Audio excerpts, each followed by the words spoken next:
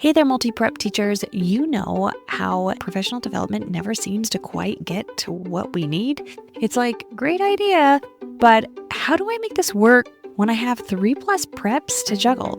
That's exactly why I created the Simplify Your Preps Collective. It's a free Facebook group built just for teachers like you, where we share tips, resources, and real talk about making multi-prep teaching less overwhelming and more doable.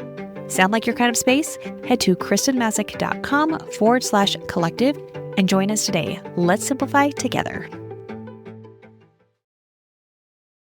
In this week's episode, we are going to be talking about 6 valuable strategies to help you as a teacher survive the end of year chaos.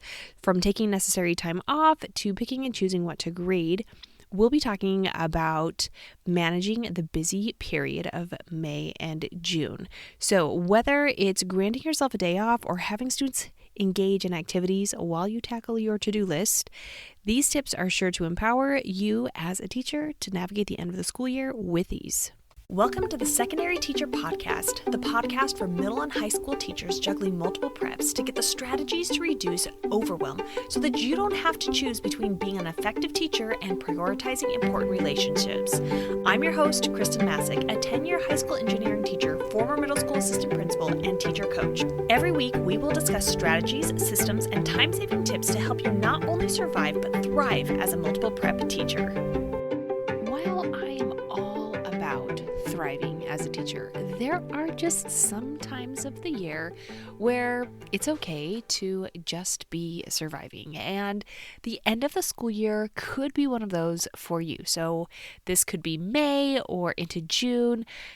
Sometimes you just need some strategies to help survive and get you to the end of the school year. So today we're going to go over 6 different ideas to help you survive the rest of this month or the rest of the school year.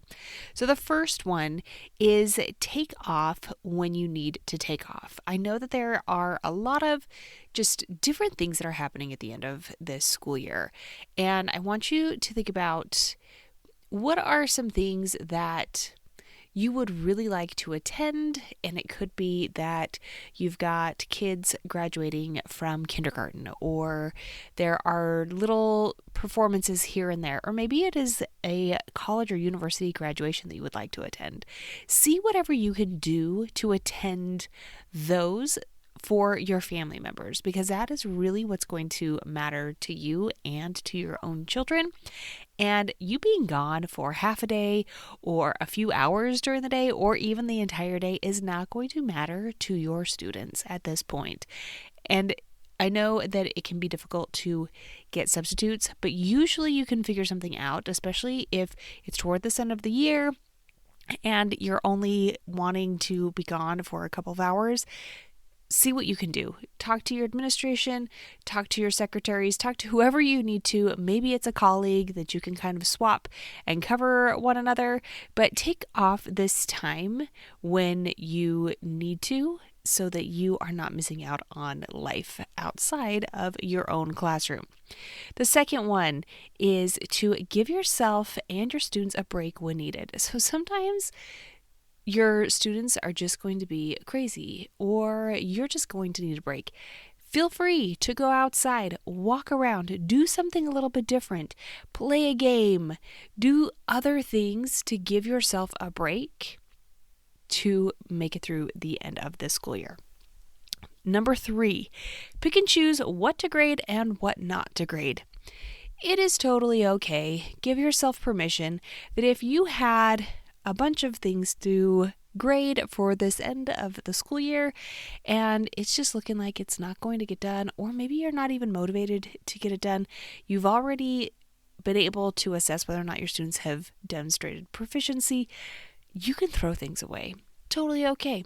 Give yourself permission if you don't have the bandwidth for it, if it's really not going to make or break any students' grades, or quite honestly, it's up to you. You are the teacher.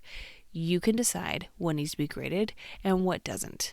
You also can set those deadlines on late work, figure out what battle do you really would want to fight, especially at the end of this school year. Make it as easy as possible on yourself and your students. The number 4 is grade projects along the way. So instead of waiting to have a huge project to do the second to the last day of school or the week before school, grade as you are going so that when you finally have that project turned into you, all you're doing is adding those additional 10 points that finished it all out.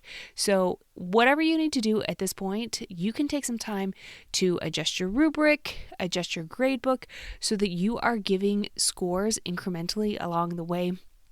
Sure, it will make it so that some of your students may not have to turn in the final project, at least submit it, and still get a great grade. But at the same time, if you've been assessing it along the way, does it really need to be turned in? And if they could assess, there's usually a reason. And I will say this, if your students aren't going to turn it in, they're just not going to turn it in, period.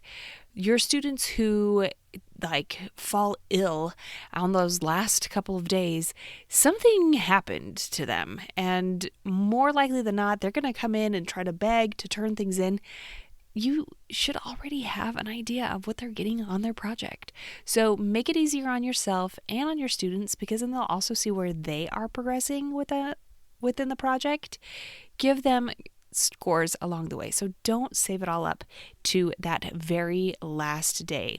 It will cause you a ton of problems. You'll have parents emailing you, you'll have students emailing you, you might even have the administration have to get involved if it's something that totally sways someone's grade. So just avoid it at all costs. Number 5, be okay with everything not getting done. So that could be student work. Just going to have to accept it.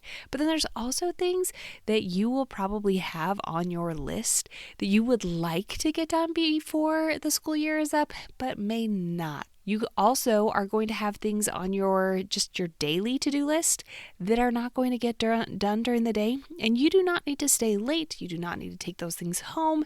Just accept that sometimes you're not going to be able to get everything done, and that's okay. Those items will still be there tomorrow, the next time you're at the school, even at the end of the summer as you're starting to prep for school for next year. Those things might still be on your to-do list. And if they're not, then that's great. But just know and realize that some things just aren't going to get done. And the final one is number 6. Give your students an engaging assignment and sit at your desk and do what you need to do. It's okay to have your students do an engaging activity while you get stuff done. You've probably given them enough feedback. You don't need to be wandering around and checking for understanding. So it's totally acceptable to give them an engaging assignment. Think about the future. What are some things that maybe they'd be interested in doing now to help prepare for the summer? Maybe it is, once again, it's just games or review, or maybe they are creating materials for you for next year.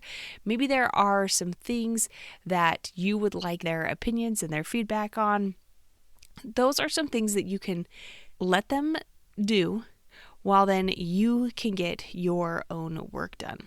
So those are some tips of ways of things you can do to survive teaching during the end of the school year. So as a review, number 1 is take off when you need to take off. 2, give yourself and your students a break when needed. 3, pick and choose what to grade and what not to grade. 4, grade projects along the way. 5, be okay with everything not getting done. And 6, give your students an engaging assignment and sit at your desk and do what you need to do. If today's episode was helpful to you, it could be for others. So make sure that you share this with your colleagues, with your friends, and you can also tag me on Instagram at Kristen Massick, KristenMassic. Until next week.